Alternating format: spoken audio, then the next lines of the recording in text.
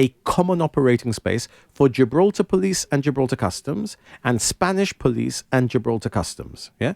So the argument I put then, which was successful because in the general election people accepted it, was that yes, we would therefore see that there was a space in which Spanish officers would be operating in Gibraltar and the same space in which Gibraltar officers would be operating in Spain. So there was neutrality in effect in the way that this was being created. Spain understood the sensitivity for us. We understood the sensitivity for Spain. So we have created in effect a magic box, which is as much Spain as it is Gibraltar.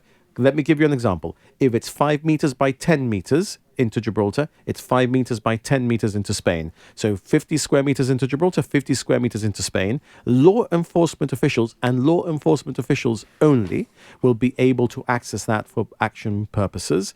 And people who, not necessarily residents of Gibraltar, who will not have to go through the Schengen check, but people who are coming to Gibraltar will, if the machine doesn't do it, because 99% of people will only see a machine, they will then go to a second line check there where they can have their passports checked. If there is an SIS alert, then they would have to deal with it there. If there was a Gibraltar alert, we would also deal with it there. There may be customs procedures dealt with there in that common operating space, not at Gibraltar Airport, the whole of Gibraltar Airport. It's an extension of. It's in this extension of. And only there. And only there. And somebody says, well, hang on, Chief Minister, you've just in effect said that Spanish boots are going to be 50 square meters in.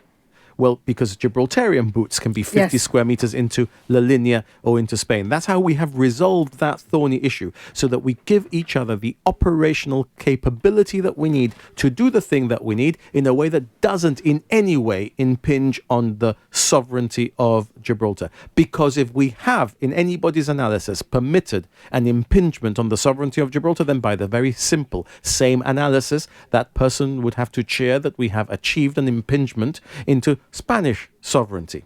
So one cancels the other out. And that is what I explained in 2020, and I've explained it in the general election, and I therefore am clear, and the cabinet is clear, because we have debated this in Parliament, and in cabinet, and in cabinet we have actually also looked at the detailed architectural drawings from our side, which are not completely agreed, but the concepts are set out and are agreed, and the cabinet of Gibraltar fully agrees that. That means it's agreed by all of the members of the Gibraltar cabinet and the GSLP executive committee, who fully have understood this, and the Liberal Party Executive Committee, and, in my view, the electorate that have fully understood this, because I've explained it this clearly. I must disagree with you on that, I'm afraid. Well, I think that it takes a long time to explain complex matters to people. I have the videos of me explaining it to you and to Christine. I'm not saying that you haven't said it. I'm saying that I think it takes time for people to understand. Oh, well, I agree with you on that. But vote on that basis. But it's not that we haven't explained it and we haven't obtained a mandate in the general election for it and fully explained it.